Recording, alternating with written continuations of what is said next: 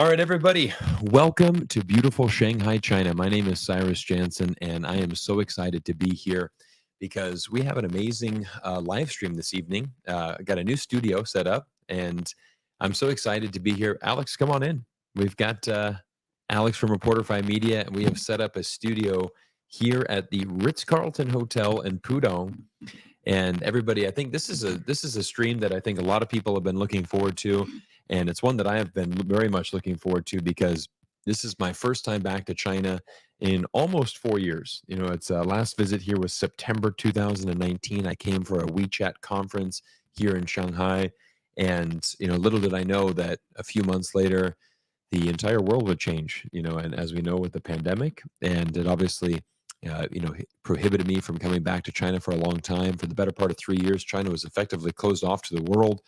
But we got great news. March 15th this year, China reinstated all of the tourist visas from before, and I've been able to make my way back to China wearing my Shanghai shirt from Under Armour that I bought on my last visit here, and joined by Alex tonight. So, Alex, I'm really excited. I think the topic of tonight's stream is, you know, what is China really like in 2023? And I think that's really kind of the mission that I have coming back to China.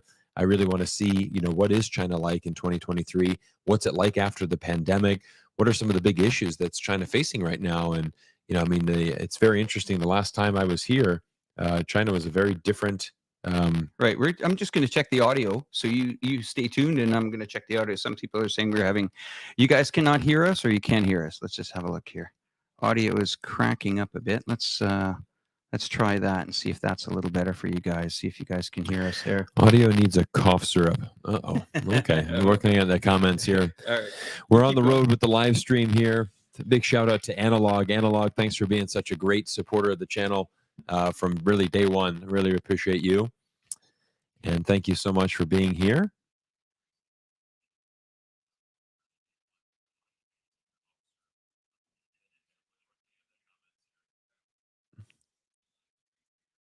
How are we looking, Alex?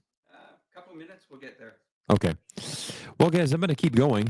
Let's go ahead. Thanks for your patience here. We are trying to improvise as we're not in our normal studios, and we've again we're live from the Ritz-Carlton Pudong here in Shanghai. I just flew in, so I'll give you guys a little bit of info on my flight. So I left the United States. I don't even know when I left, but it was I basically flew from Las Vegas directly to Seoul, South Korea. Had a nice layover there in Seoul for a bit, and then I arrived at 12:30 this afternoon. Actually, I have an action-packed schedule. I was able to go on a podcast this afternoon. It was almost about a 2-hour podcast that I filmed, and that's going to be coming out on the channel. And then we also filmed Alex and I walking on the bund. We're going to just switch here and try some test. If you guys can hear us, that should have cleared it up a bit. We're going to go with the laptop microphone for a moment, and you guys tell if that's a little better.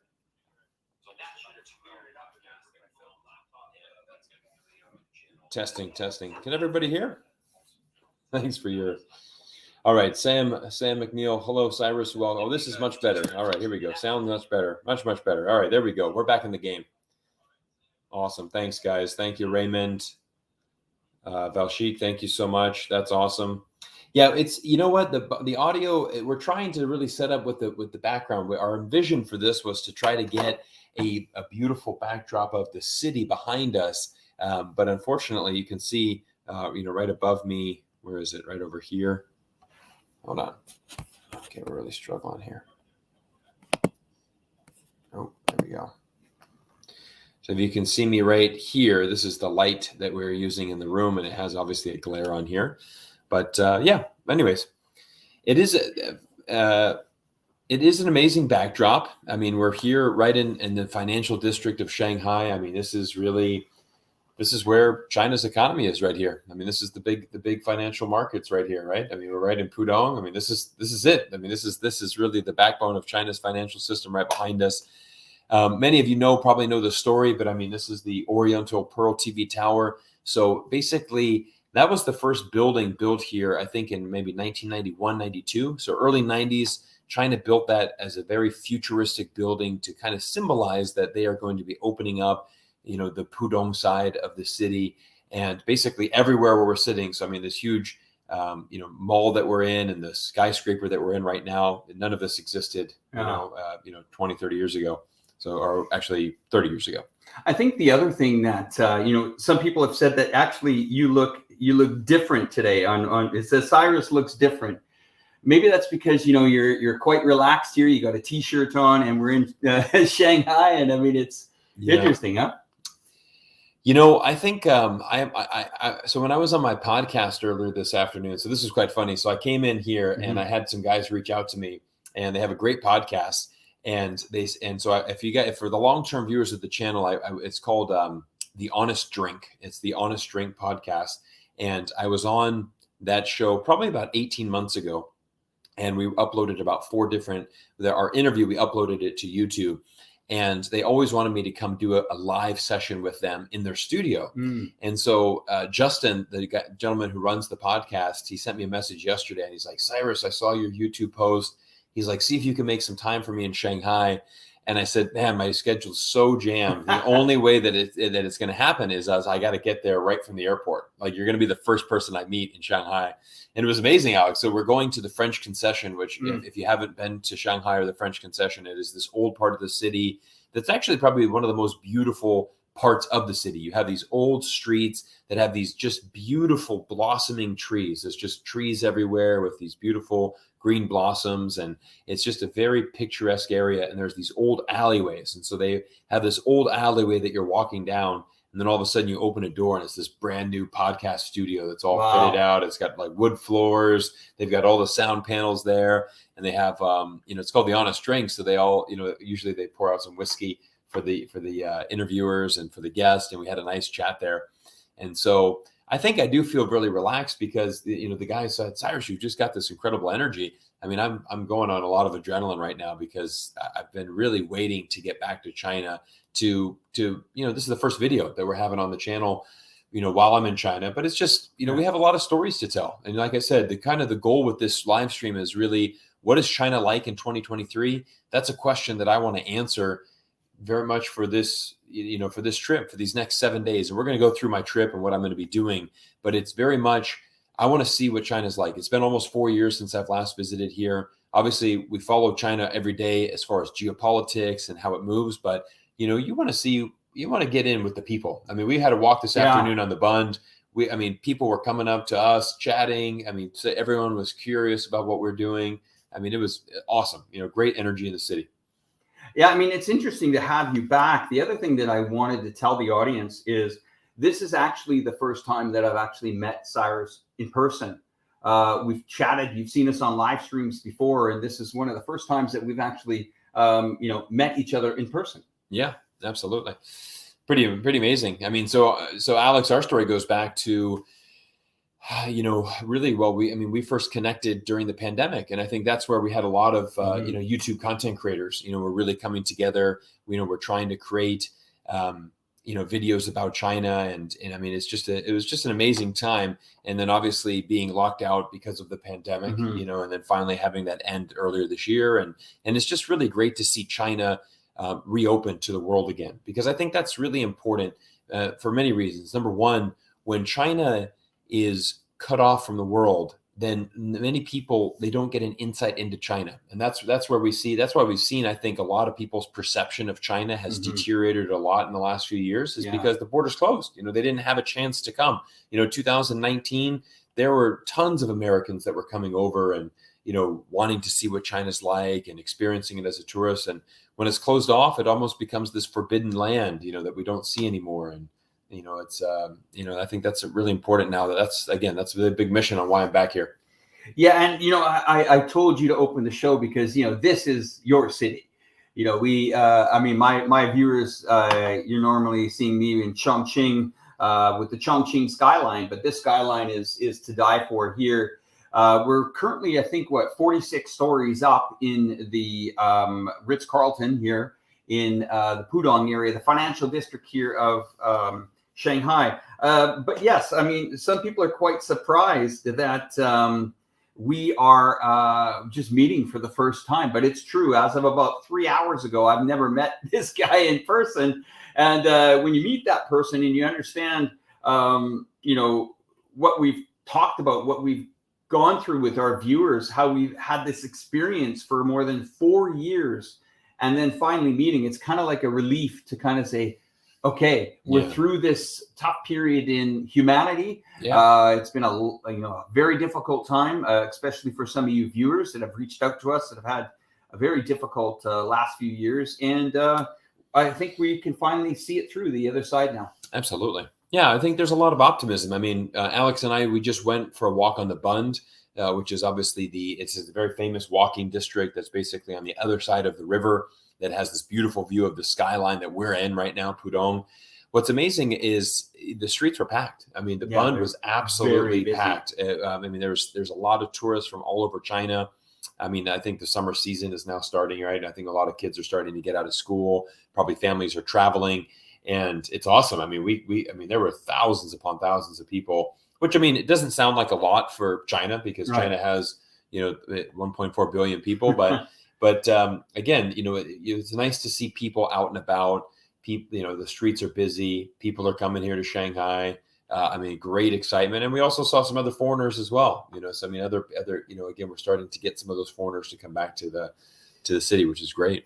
Yeah, I mean, being in Chongqing, Cyrus, is quite a bit different than Shanghai. I mean, Chongqing, we don't get many foreigners there, as many as Shanghai here. And actually, I haven't left China since I got here in August of 2021. Yeah. So even for me to come to this city here and to see a lot of foreigners around, I really feel like, yes, I'm on vacation. That's my first time traveling in 2 years. And so it's kind of like we have the same feeling arriving in a city, but two completely different circumstances.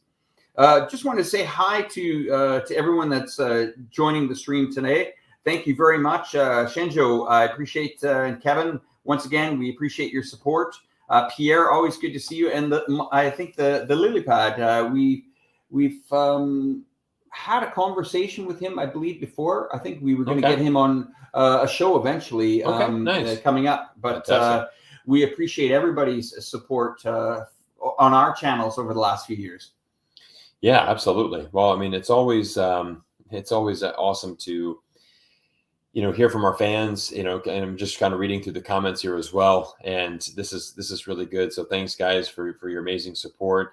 And a couple comments. Yeah, we're not in a hologram here. We're right next to each other. He's right next to me. It's a little tricky with the lighting. It's just unfortunately, with the skyscrapers behind us. But we wanted to try to show you this view that's behind us. It's actually much more spectacular in person. But we're trying our best. We're trying to let you guys live vicariously through us, and we want to show you the good views here in China.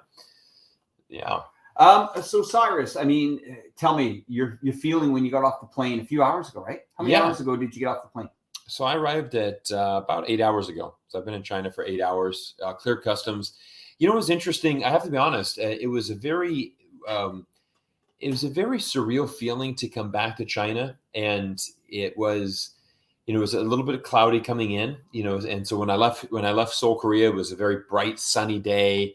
Not a cloud in the sky. And then I came into Shanghai today. It's a little bit overcast and a little bit more clouds. And the interesting thing is I arrived in Terminal 1 at Pudong Airport, and I have to say it was not busy at all. I mean, there was actually, and I think Pudong is where they're hosting a lot of the international flights. Terminal 2 is, I think, a little bit more domestic.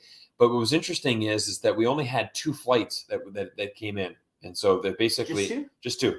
Only 2. So like when I went to get my luggage, there's only 2 flights on the board, and I was carousel 13. The other one was carousel 14, but basically all the other carousels. So, I mean, that does show you that there is not as much international traffic here as before. I mean, again, when I last traveled here in 2019, I mean, the world was so interconnected. I mean, there's dozens upon dozens of flights coming in, into China all the time. And so I know, for example, in the United States, I did have some fans ask me, why aren't you flying a Chinese airline, back? Why did you fly through Korea? But Korea was the best flight for me, and it just wasn't as many options. That's the plain and simple truth. I had to go through either LA or San Francisco to fly directly. So we haven't seen that. Basically, the U.S. flights are operating at about 10% capacity of what they were, pre-pandemic. So we haven't seen that fully open. So the airport was a little bit strange, to be honest. It didn't feel as vibrant as before. It felt very much almost like a ghost town, to be completely honest. There wasn't many people there. I got my luggage out. I mean, there wasn't, when you come out of the hallway and enter in, I mean, it's very, very quiet. It's not much going on. And I think that's why I was like, when I came to the bund, I'm like, okay, here's all the people, here's Shanghai. Here we go. A thing that I want to mention is, I don't think our viewers are aware of this, but when the entire aviation industry shut down, it took planes right off the grid. And what that means is, when you're taking airplanes out of circulation, parking them in the desert for years, I was hearing this from a pilot friend and an air maintenance person that worked for the airlines. He was saying, look, when we take these out, Alex, it's not like you turn the keys and they can go right back onto right back into the air. Right. Some of them take 6 months, 9 months, a year to get back into that maintenance, including that a lot of these airlines either let their staff go. Yeah. Now, America had a strategy where I think they kept most of and I might not be exact on this, but I know there was support from the government, at least, saying, wait a minute, let's not lay these workers off. You're going to need them. This is an industry that is very affected by, if planes stop flying, people will shift to another job or do other things. Right. And I'm not going to name airlines, but I know one airline that lost over 50% of its crew within a 2-year period. And what happens is, you got to get all that staff back. Yeah. And when you want to get back into circulation, so that's domestically here, no problem. Prices are very good. Yeah. But these long hauls where we used to fly, even from Thailand, where I was living before, it would be no problem finding a flight from 800 euros to 1,000 euros return. No problem. Yeah. Now, double. Yeah, definitely. And it's going to take a while. Like you said, about 10%, right? It's in circulation. 10% of capacity. Yeah. So I mean, it's much less. And the flight's expensive. I mean, it was really expensive to get out here. So it's not cheap. So, yeah, I mean, so now a couple questions. Somebody's asking, are there many foreigners in the airport? I did see some foreigners, and I have a kind of an interesting insight. I was talking to a couple of Americans that were on the plane, and one of them had said that he had worked in the agriculture industry, and that he was coming, to look at a project here in agriculture, and that they're looking to do a joint venture, with a Chinese company, in the agriculture space. And so that was quite interesting to hear that. But also another fascinating insight. I spoke to this lady who is a theme park consultant. Okay. And so she's for the last 17 years, she's been an independent theme park consultant, where she travels around the world helping, build different types of theme parks. And Hasbro, the big game board company in the United States, they are building a Hasbro theme park in Changchun, which is in the very northeast part of China, in between Russia and North Korea. She had joked to me, she's like, pretty amazing spot in the world, between Russia and North Korea. But, Hasbro has identified that as a great area for potential. And I think, like, for example, they have the brands, the Transformers is underneath the Hasbro brand. Right, so they're kind of building a Transformers theme park along with some of the other brands from Hasbro. But she said, yeah, the project's going very good. Everyone's excited. It's a great project. And I think it was interesting for me to meet her on the plane, just to meet another American and get an insight into, hey, a lot of times right now in our media, we're hearing that we need to de-risk, we need to decouple from China, we need to de-risk, we need to move away. But you look at, for example, she had mentioned the Universal Studios Beijing is just crushing it right now. Oh, really? Oh, yeah. She wow, said I didn't know that. Yeah, doing really good. So it's really doing well, and it's been a very successful venture for them. And so that's why, again, and I mean, even like Changchun, that whole northeast area. Right. I mean, they're really developing that with the ski resorts. That's where a lot of like the Beijing 2022 Olympics, a lot of those winter events, all up in northeast China. We don't typically think of China, for example, as a skiing destination, but it's quickly turning into that. Obviously, the catalyst from the 2022 Olympics. We don't think of it as a theme park, spot, but there's more and more theme parks coming here. Obviously, Shanghai Disney. That'd be fun. That'd be fun to go. Give China 10 years. The skiing terrain could massively change in a decade.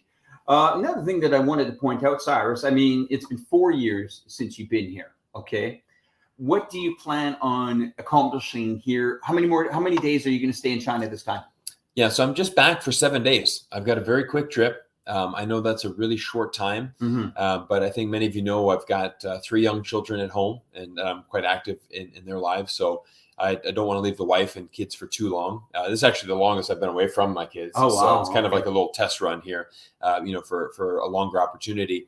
But basically, I'm going to be here for 7 days, and I'm going to do 4 cities in 7 days. So we've got a very action-packed schedule. We've got a lot going on. But it's also, again, we're going to be filming some very unique content. We're going to be filming a lot of unique stories. And I'm excited because, it's going to be jam-packed for 7 days. I'm meeting with a lot of old friends and colleagues and some new friends. We've got a lot of stories to tell. And so I'm going to be visiting, obviously, Shanghai. That's the first. I'm going to stay here for 2 nights. And then we're going to go to Wuxi. So we're going to take a train to Wuxi. Then we get down to Guangzhou, and then over to Shenzhen, and then back to Shanghai, and then back home. So very aggressive travel schedule. But I'm solo. I'm by myself. I don't have the wife and 3 kids in tow, so I can move a little bit more efficiently. Now you are a person that really knows this city. Yes. A person arrives today. Let's say someone arrives in Shanghai for the first time. Where would you suggest they go? That's such a good question, Alex. I always you have to come to the Bund where we were this afternoon, because it is such a historic place, right? You need to come. So I always like to get out especially when I travel. I flew 15 time zones to be here. So, I want to get over the jet lag as quick as possible. And for me I always like to get out and start moving, get some fresh air and move. So we went for a beautiful walk this afternoon. Yeah, it was very nice. Just on the Bund. It's perfect temperature. The sun was setting. Thousands upon thousands of people around us. Everyone's curious, but it was a nice walk. It was perfect temperature this afternoon. So I would say, get down to the Bund, go see that big area, go see the highlights there. And there's a couple of things that are really neat.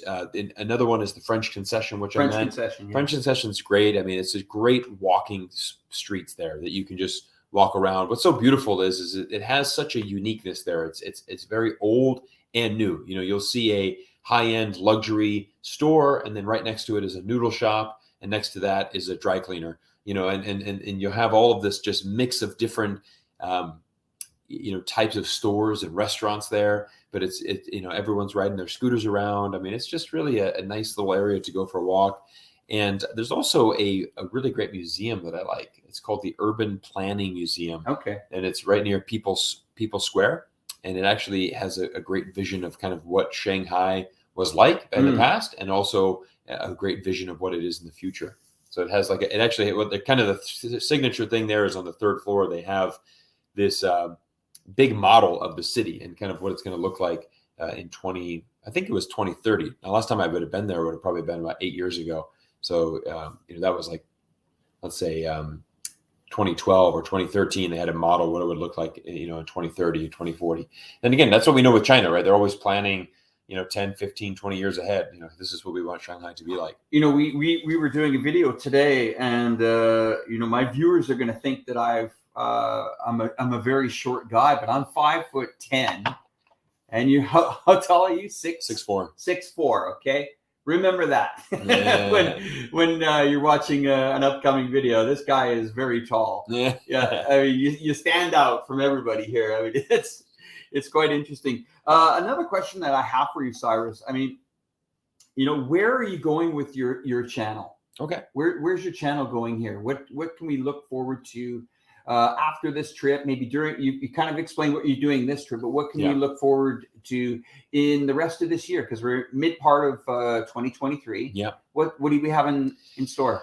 Well, I think what's been really successful for the channel, and I know a lot of the fans. They really like these deep dives into just the geopolitics. So just kind of our bread and butter videos. Where we're really diving in. One of the things that I started doing a series on China's Belt and Road Initiative. And I found that really fascinating. Actually, I've got my next video coming out is going to be titled, why is Southeast Asia, choosing China, and it really talks about a lot of, for example, in Malaysia, tremendous amount of cooperation with China in the Belt and Road actually. And, the interesting thing with Malaysia is that it is some of the biggest projects in the BRI, Mhm. some of the fastest to be built, the fastest in implementation, and really the scale, of the BRI projects. Malaysia is a great example of that working. And I think what kind of the vision with this is always showcasing why the world needs to work with China, Right. and why even, for example, there's a lot of sometimes there's tensions, Mhm. over like the growth of China. Sometimes there's disputes on territories, or there's disputes of the United States and China over Taiwan, things like that. But at the end of the day, I'm very much committed to the fact that we've got to find a way for the U.S. and China to work together. That's been the kind of the central goal of the YouTube channel. We're going to continue on that, and it's just really to provide some nuance. And that's why I'm excited to be back this week, is to provide that extra insight that we can really, start to understand China better. Yeah, I think, while we've been doing these live streams, especially in 2023, I mean, geopolitics is at the front of mostly everyone's dinner table conversation. Right. No matter how hard we try to include China, there is always a deviation to what's currently going on in Europe right now. It's Right. very complicated, but this is also an opportunity for us to analyze how strong is the, I would say, diplomacy in 2023. Right. Right now, I think diplomacy is failing. And I mean, your thoughts on that? Yeah, that's a great question, Alex. I mean, I think with diplomacy, we can improve so much on the way that we talk to each other, the way that, for example, the U.S. and China should be having an open dialogue, monthly. I mean, there's no reason why Joe Biden and Xi Jinping shouldn't be on the phone once a month. Yeah, right. I mean, you have totally. the two big, why not? I mean, it's simple. I mean, it's kind of funny. I mean, when the pandemic came in early 2020, all of us shifted to doing Zoom calls, and it's very simple to be doing Zoom. And all of a sudden, like just to get Xi and Biden on a phone call together, it's like, it takes 6 months to arrange. It just takes, and it's such a big deal. I mean, at the end of the day, it should be nothing more than a Zoom call, just a little bit more formal. But I think these guys need to be talking more. I think that it's also, I think that there needs to be a little bit more mutual respect for both sides as well. I think that the United States, and unfortunately we tend to come in always with, well, it's our interest, it's our way, our way is superior, and that for China doesn't really fly well, right? They take a little bit of offense to that. And so I think it's the same thing, where we just need to be smarter in our communication, and we need better diplomacy. Yeah, and that's hard to come by nowadays in 2023. I mean, a lot of countries are lining themselves up for, a strategic play here in 2024. China is very, very busy on the diplomatics and the world stage. I mean, just look at the BRI. 140 countries are joining together to prosper nations around the world. I mean, a lot of people say to me, how is the rest of China? I'll give you an example, Cyrus. You've been in America for how long now? I mean, we went back about 10 months. 10 months. Yeah. You walk the streets of a city of, let's say, 28 million people, third largest population in the world, I think. Don't quote me on that, but that's what I read. Yeah. So, city of 28 million, streets of Shanghai, streets of London, streets of New York. What would you say would be the difference if you were walking the streets at this hour, let's say at a 8:30 p.m., streets in New York or even here? Is there a contrast that you notice? I mean, I haven't been to America in a long time. Yeah, I mean, good question. I mean, I was in New York City last December for a business trip, and it was interesting walking around New York City. I mean, there's a different feel, and I'm not saying this to say that Shanghai is better than New York. I think both are very unique. I was talking to your wife this afternoon, where I said, I feel Shanghai is in a very elite group of cities that I would put in exactly like a New York, London, Paris, Shanghai. I mean, this is a very top tier, world class city that's how I would classify all of those. I mean, the first word comes safety, right? That's the main thing. I mean, when you look at, that's the thing I don't think a lot of Americans appreciate, is just how safe it is in China. And the fact that, yeah, if you and I, whatever, if it's 9 o'clock, 10 o'clock at night, we go out for dinner later tonight, we go out for some drinks. I mean, we could be walking the streets. Nothing's going to happen to us. There's not going to be, you can wear a nice watch. You can have a wallet full of cash. No one's going to bother you. Well, most people don't have the wallet full of cash because it's almost completely digital society now. Right. But in theory, you can wear nice clothing and nice things, and safety. I mean, that's been a big thing for me that I've noticed since going back to the U.S. because safety has become such a big issue inside of the United States, and it's definitely, that's the main difference there. So again, New York, London, and Shanghai, they're all amazing world-class cities, all first-tier world-class cities, but safety would be much better in Shanghai for sure. Now, I want to let the viewers know that we're not in our normal studio, as you can see. So we appreciate you guys bear with us during the audio issues and stuff like that. We've kind of worked it out, not perfect, which I wanted it to be, but we'll get there anyway eventually. The other thing that I wanted to mention is that when we put these shows together, Cyrus is in a completely different time zone than I am. Usually we're bringing the team in at around 10, maybe 9 p.m. on a Sunday night. Cyrus is waking up at around 4 a.m.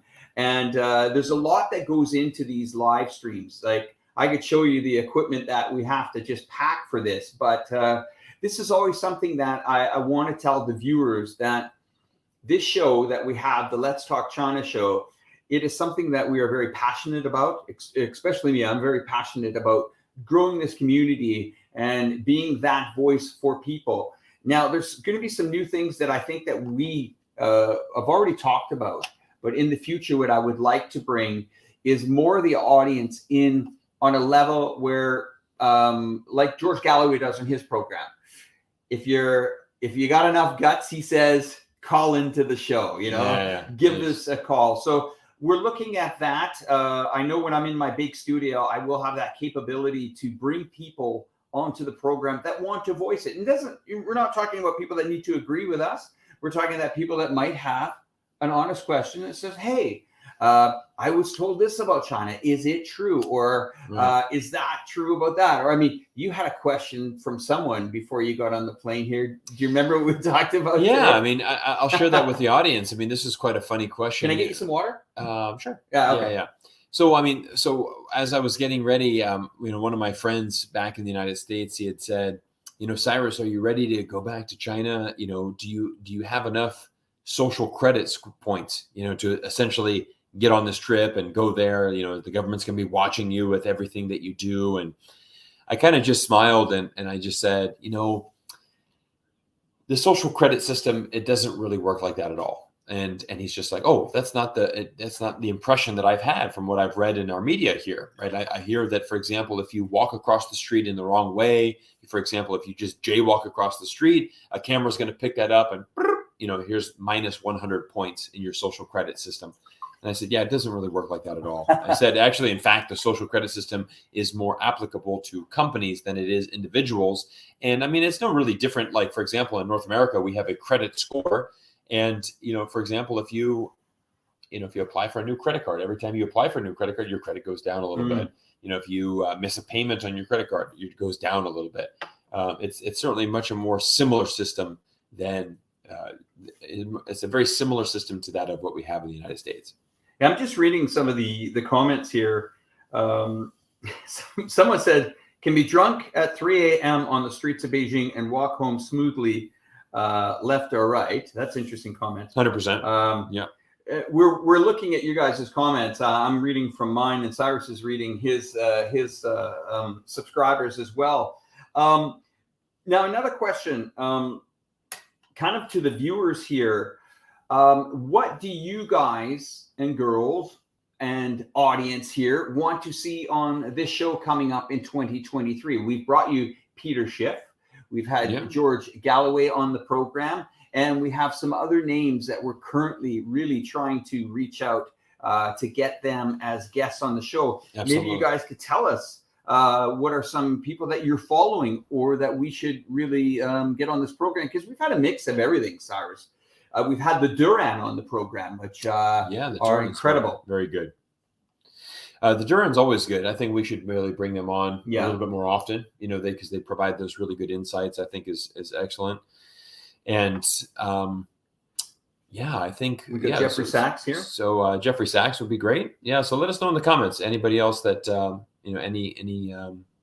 any ideas that you have for guests, and let us know what you want to see. We want this to be a show for the people, so it's your show, let us know what you want, and we'll do that.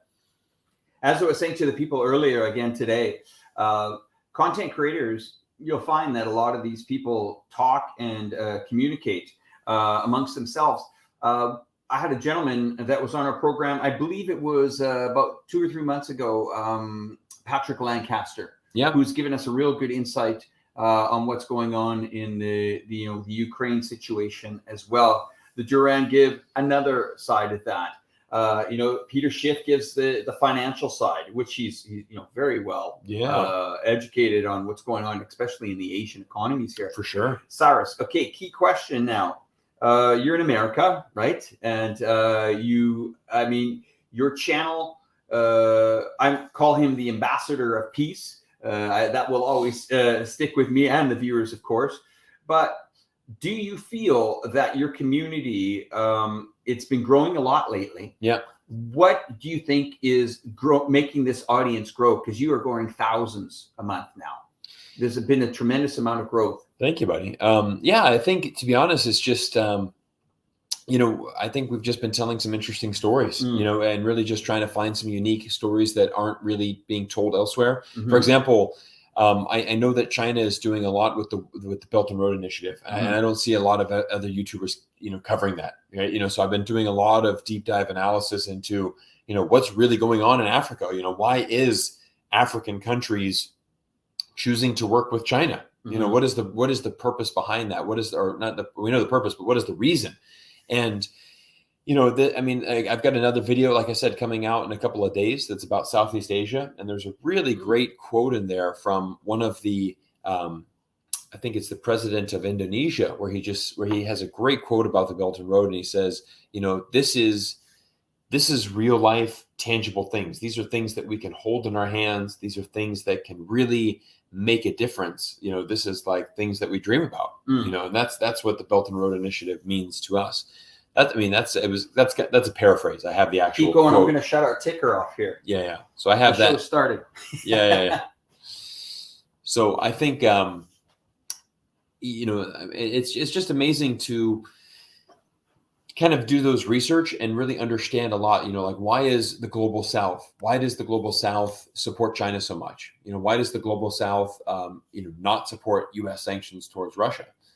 A lot of it comes down to respect. For example, when China comes into Africa, there's 54 countries in Africa. China tends to treat all of these countries as individuals and goes through and labels, what does each country individually need? And that's something that I want the U.S. to improve on, is because when we come in, we look at Africa as a continent and we just say, here, this is what Africa needs, right? But it's much more than just one place. It's very diverse and great. Here's a question I think someone's asked me a couple of minutes ago. Why did you start this YouTube channel? Yeah. So, I started the YouTube channel just based out of a passion for China, and really wanting to see the U.S. and China relationship improve. That was really the goal, and I think one of the things that, for the long-term fans, you'll always hear me say is that, when the United States and China work together, the entire world is going to win. And also, the U.S. and China have to work together. There's really no other option, right? A war is not an option. Even decoupling is not an option. Certainly there are some foreign companies that are moving some of their production outside of China, I would say more diversifying than anything. But, I was reading a report that says, hey, by 2026, India is going to be able to produce 20% of their iPhones in 20% of the iPhones will be produced in India. And I'm like, okay, well, the other 80 is still coming from China. Yeah. So it's still, it's still the vast majority of the world's iPhones are coming from China. Interesting enough, Elon Musk was just here in Shanghai, and huge meeting, and people don't realize is that, and this is what I covered in one of my last videos, is just how instrumental Elon Musk and Tesla has been to the entire Chinese EV industry. But not only that, Elon Musk has benefited tremendously from China. In 2022, 50% of all the cars made by Tesla were made in China. And it's the battery technology that's coming out of here as well. Yeah. We discussed, you were talking about the Belt Road Initiative, the BRI. I mean, coming from Chongqing here, that's a very, very integral part of the economy there. They are connected with the ILSTC and also the Chongqing-Chengdu Economic Circle. I mean, these are two mega cities with a population within that area of over 100 million people. Yeah. I mean, this is the size of countries. I mean, 3 times the size of Canada. Yeah. And you see the technology, the push forward for that. Did you think, though, Cyrus, that your YouTube channel would ever be, as big as it is now, though? I'm curious about this because we reached out. I had a very small channel when I reached out to yours. Yeah. I think I don't know, maybe I was at 7,000 or 8,000. You're at 3,000 or 4,000. I never thought I would have my channel as big as it is now. But with the size of your channel, did you ever think this audience would continue this big? Well, it's interesting, Alex, is I mean, whenever you start a YouTube channel, it's learning process, right? You have no idea what you're doing. You're just starting out.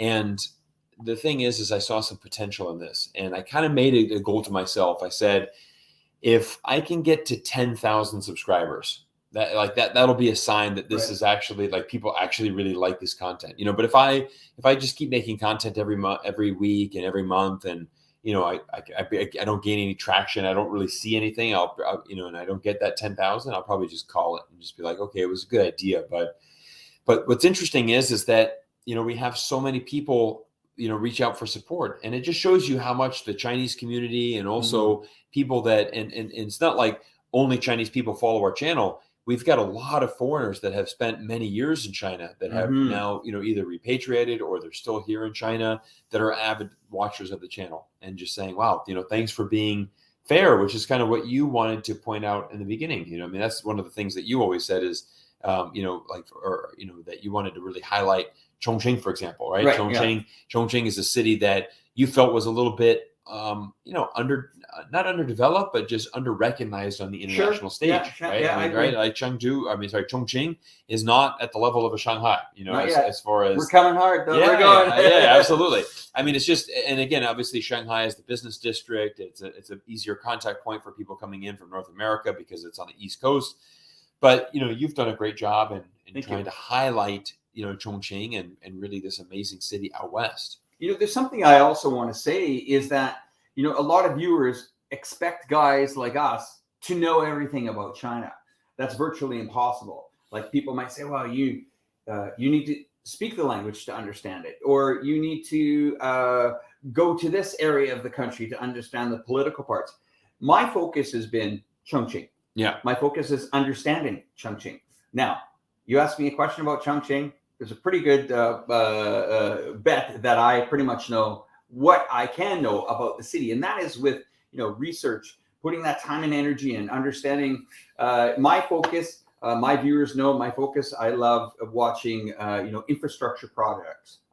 This is a city that is very dynamic when it comes to bridges. City of 14,000 bridges, largest monorail in the world. 90% of the intellectual property for monorails is now built in Chongqing with their own patents as well. And understanding that is my focus. So, I'm not a foodie, so I'm not really focused on the Chinese food that much. But when it comes to infrastructures, statistics, buildings, international land sea trade corridors, Chongqing economic circles, Belt Road initiatives, things like that is where I'm really focused on. Back over to you. Yeah, absolutely. No, you do a great job. And I mean, you're also the king of the drones, right? I mean, you've got the drones dialed in, and I'm just looking at all of our comments here. I mean, we got Jimmy Dorr, we've got a lot of Jackson Hinkle, Nathan Rich, Professor Wolf Kishmore, Mapobani. I know that we had the other, who's the colonel? That's it, Bobby Kennedy Jr. I mean, that would be wild. Sean Fu is good. I like Sean. He does some good videos as well. Martin Jacques, Daniel Dumrill. Eric Lee. Yeah, Eric, and then Colonel McGregor. Colonel McGregor, yeah, Yeah, he'd be a great one. So I mean, Let's these are do all it. great suggestions here, guys. So thank you so much for that. And question: Are you in China? Yes, we are in China. We're live from Shanghai right now. We're live in the Ritz-Carlton Pudong. This is so exciting. I mean, to be here. This is like a dream come true for me to come back to Shanghai after so long. It's there's a certain energy that cannot be replaced in China. Yeah, It's a great energy in the city, and it's just I mean, in many ways, I felt like I was going to China for the first time. I mean, today, like it was just a very interesting feeling getting on the airplane again and flying across the world. But I mean, once you get out, once I crossed that, security clearance there at the airport, got my passport stamped. I was like, wow, I'm back to my second home here. Now you had some surprising news about getting this visa here. You already had a visa, and they reinstated it.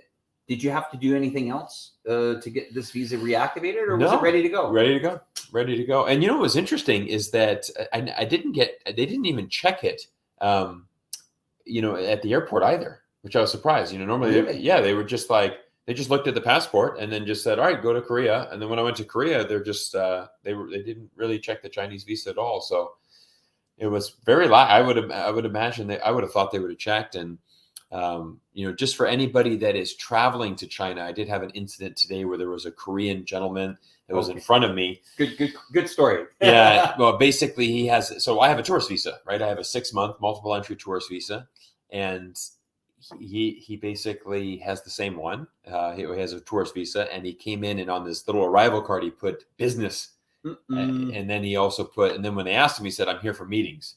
And then they're like, well, you have a tourist visa, right? So you need to be, just make sure you definitely tick the right box. But it's also a little bit different. I mean, there's more protocols now. For example, you have to give your fingerprints when you go, and then the arrival card for many years was always a yellow arrival card. Did you have a yellow arrival card before? Or was it always blue? Oh boy. Well, okay, wait. So remember, and this is something that I want to tell you. You only did one. You haven't left China. I came here in August 2021, and my first flight.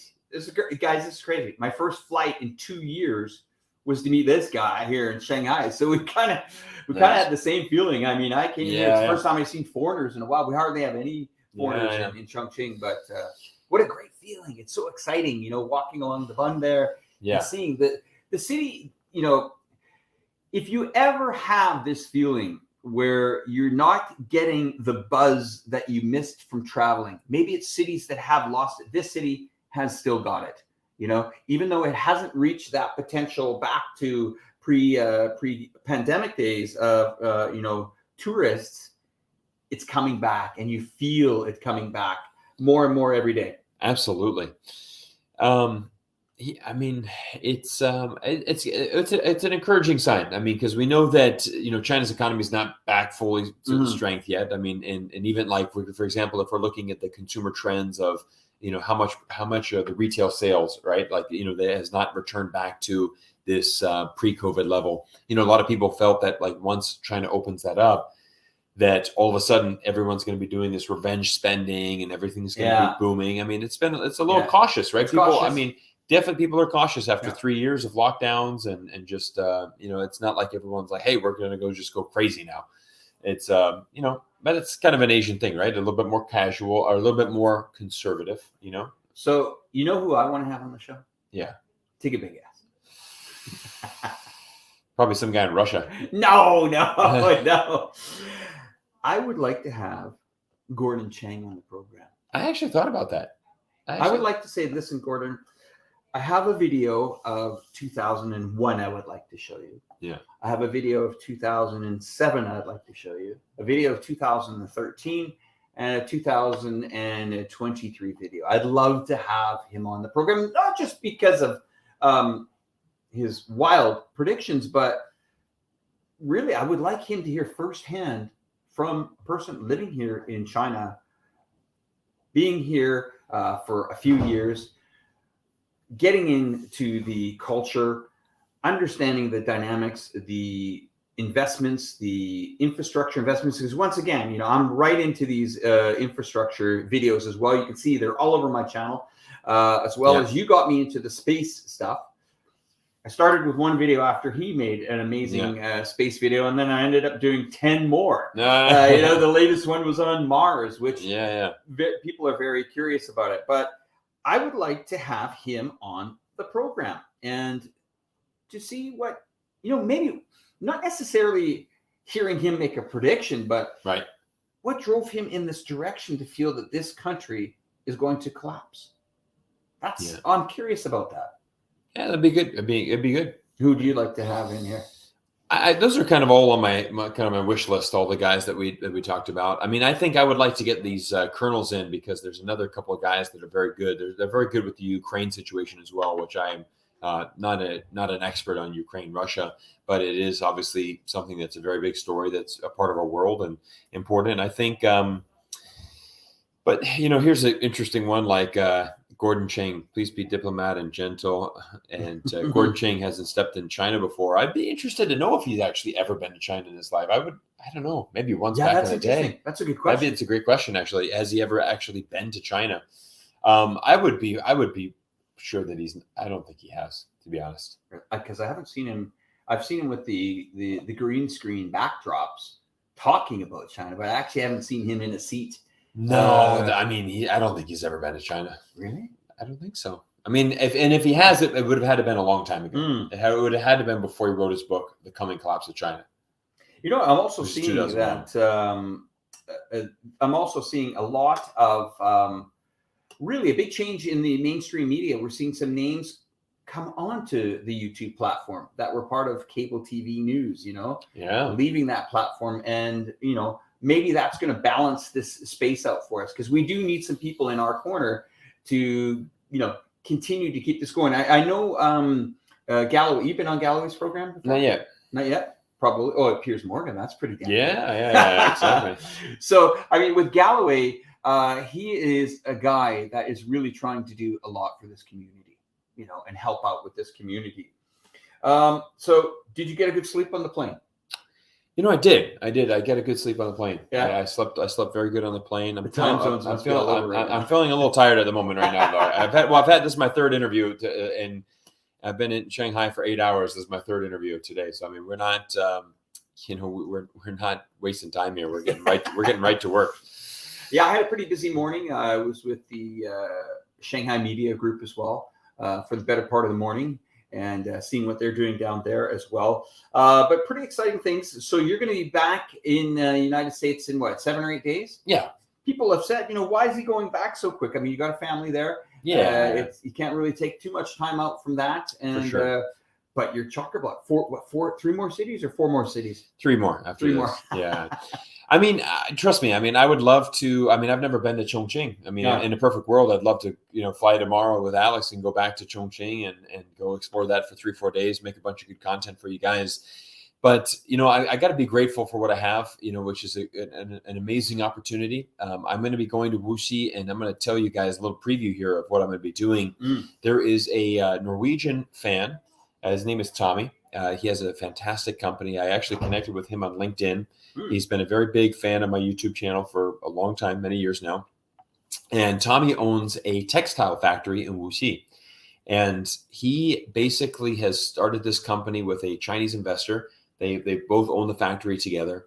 And what's incredible is that Tommy, he's been a big fan. And he said, Cyrus, I just love how you're a bridge builder. I want to bring you to China. I want to fly you out here. I want to bring you to China. And I want you to tell our story. And so so we're going to make a really cool film, a video, talking about that. And one of the things that, in our prep calls, I'll give you guys a little bit of a preview. So thanks for everybody who's joining in on the live stream. You get a little extra content here and kind of some stories about that. But one of the things that we talked about, in our recent phone call, Tommy said, in Europe, they have started to have these very strict regulations about the, how these garments are being produced and the materials that are being sourced and all of these things. They need to be a very high standard. Basically, we're going to come in with a new high standard. And so, he's able to do that in China. That's where he's able to find that high standard and get that signed off. And that's why, again, even, he's from Norway. So he works with a lot of very top high-end Scandinavian brands and even ski brands. So, they need supreme quality. That's and you're going to give us an insight of what that looks like coming up? Yeah, so we're going to be I'm going to be filming that factory. Tommy just messaged me. He's like, "Hey, I've got a big dinner, planned for you with about 20 of our staff," and he's like, all of them are so amazed that an American wants to come to China to come visit us and tell our story. And so, we're going to speak Chinese. We're going to speak Chinese with them. We're going to kind of give you guys an inside behind the scenes tour of what that factory is like, but also talk to Tommy because one of the things we were chatting about is he said, Cyrus, Europe has come out with these new regulations that we need to follow. And, we're able to follow all those in China, like no problem. Like we're able to, check all the boxes and still send that back to Europe. So that's really good. Well, I also want to, let the audience know that, you're putting out a lot of content. This, filming is one thing, editing, getting into the studio, putting these videos together take a tremendous amount of time. I know the average video that we produce for our channel, Yulia is involved in every one of the productions that I put on Reporterfy Media.